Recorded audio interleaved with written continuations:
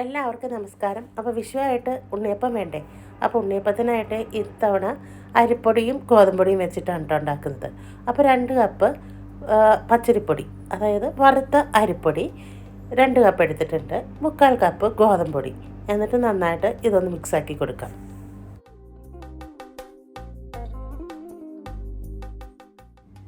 ഒരു നുള്ള ഉപ്പും പിന്നെ ഒരു പിഞ്ച് സോഡാപ്പൊടിയും കൂടി ഞാൻ ചേർത്തെടുത്തിട്ടുണ്ട് കേട്ടോ. എന്നിട്ട് നന്നായിട്ട് ഇതൊന്ന് മിക്സാക്കി കൊടുക്കാം. അപ്പോൾ ഞാൻ ഒരു 500 ഗ്രാം ശർക്കര പാനിയാക്കി വെച്ചിട്ടുണ്ട്. അത് കാണിക്കേണ്ട ആവശ്യമില്ലല്ലോ, എല്ലാവർക്കും അറിയാമല്ലോ. അപ്പോൾ 500 ഗ്രാമാണ് കേട്ടോ ശർക്കര എടുത്തിരിക്കുന്നത്. എന്നിട്ട് മധുരത്തിനനുസരിച്ച് വേണമെങ്കിൽ ഒഴിച്ചൊക്കെ കൊടുക്കാമല്ലോ. അപ്പോൾ ഞാൻ ആദ്യം തന്നെ കുറച്ച് ഒഴിച്ചെടുത്തിട്ടുണ്ട്. ഒരു ഇളം ചൂടിലാണ് കേട്ടോ ഈ പാനി ഇതിലേക്ക് ഒഴിച്ചു കൊടുക്കുന്നത്. എന്നിട്ട് നന്നായിട്ടൊന്ന് മിക്സാക്കി കൊടുക്കാം. ബാക്കി വന്ന ശർക്കര പാനി കൂടി ഇതിലേക്ക് ഒഴിച്ചെടുക്കാം. എന്നിട്ട് നന്നായിട്ടൊന്ന് മിക്സാക്കി കൊടുക്കാം.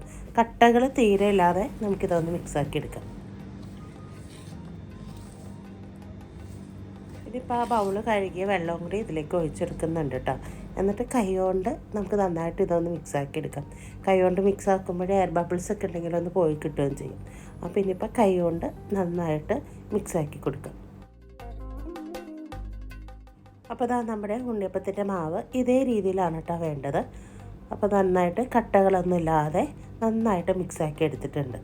ഇനിയിപ്പോൾ ഇതിലേക്ക് നമ്മൾ തേങ്ങ ആണ് കേട്ടോ ഇടുന്നത്.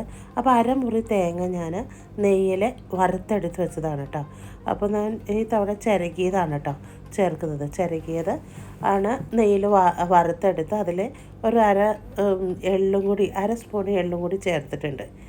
അതും കൂടി ഇട്ട് കൊടുത്തിട്ടുണ്ട്. ഒരല്പം നെയ്യ് കൂടി ചേർത്ത് കൊടുത്ത് പിന്നെ നമ്മൾ ഫ്ലേവറിന് വേണ്ടിയിട്ട് പഞ്ചസാരയും ഏലക്കയും കൂടി ഒരു 4-5 ഏലക്കയും കൂടി പൊടിച്ചതാണ് കേട്ടോ ചേർത്തത്. അതോട് ചേർത്തെടുത്തിട്ട് നന്നായിട്ടൊന്ന് മിക്സാക്കി കൊടുക്കാം. നെയ്യ് 2 സ്പൂൺ ചേർത്തെടുക്കുമ്പോൾ നമ്മുടെ ഉണ്ണിയപ്പത്തിന് പ്രത്യേക ടേസ്റ്റാണ് കേട്ടോ. അങ്ങനെ ചെയ്യാത്തവരോ അങ്ങനെ ഒന്ന് ചെയ്ത് നോക്കാം കേട്ടോ. ഓൾറെഡി നമ്മൾ നാളികേരത്തിൽ നെയ്യ് ചേർത്താണ് കേട്ടോ വറുത്തിരിക്കുന്നത്. എന്നാലും ഒരു ടീസ്പൂണോളം ഒഴിച്ചെടുത്താൽ നല്ല ടേസ്റ്റാണ്. അപ്പോൾ അതാ ഒരു 10 മിനിറ്റ് ഞാനൊന്ന് റെസ്റ്റ് ചെയ്യാൻ വെച്ചിട്ടുണ്ട്. റെസ്റ്റ് ചെയ്യാൻ വെക്കേണ്ട ആവശ്യമൊന്നുമില്ല, എന്നാലും ഒരു 10 മിനിറ്റ് ഞാൻ വെച്ചതാണ് കേട്ടോ. എന്നിട്ട് കുറച്ച് കട്ടിയായിട്ടുണ്ടെങ്കിൽ കുറച്ച് ഇളം ചൂടുവെള്ളം കൂടി ഒഴിച്ചെടുത്തൊന്ന് ലൂസാക്കി എടുക്കാം. ഇനിയിപ്പോൾ ഇതാ ചട്ടി വെച്ചെടുത്തിട്ടുണ്ട്. ഓയിൽ ഒഴിച്ചെടുത്ത് നന്നായിട്ട് ഒന്ന് ചൂടായതിന് ശേഷം നമ്മളിതാ ഒരു ഗ്ലാസ്സിൽ എടുത്തിട്ട് ഇതാ ഇതുപോലെ ഓരോ കുഴിയിൽ ഒഴിച്ചെടുക്കാം. ഇനി ഒരു വശം മൊരിഞ്ഞ് കഴിയുമ്പോഴേ നമുക്കിതൊന്ന് തിരിച്ചിട്ടെടുക്കാം. അപ്പോൾ എല്ലാ വശവും ഒന്ന് തിരിച്ചിട്ട് കൊടുത്തിട്ടുണ്ട്. നന്നായിട്ട് മൊരിഞ്ഞൊക്കെ നമുക്ക് ഉണ്ണിയപ്പം വന്നിട്ടുണ്ട് കേട്ടോ. ഇനിയിപ്പോൾ നമുക്കിതാ ഒരു സ്റ്റൈനറിലേക്ക് മൊരിഞ്ഞതെല്ലാം ഒന്ന് എടുത്ത് മാറ്റാം.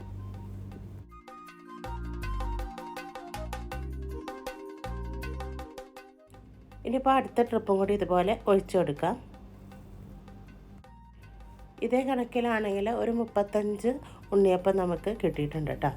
അപ്പോൾ ഈ തവണത്തെ വിഷുവിന് ഗോതമ്പൊടി അരിപ്പൊടി വെച്ചിട്ട് അടിപൊളി ഉണ്ണിയപ്പം തയ്യാറാക്കാം.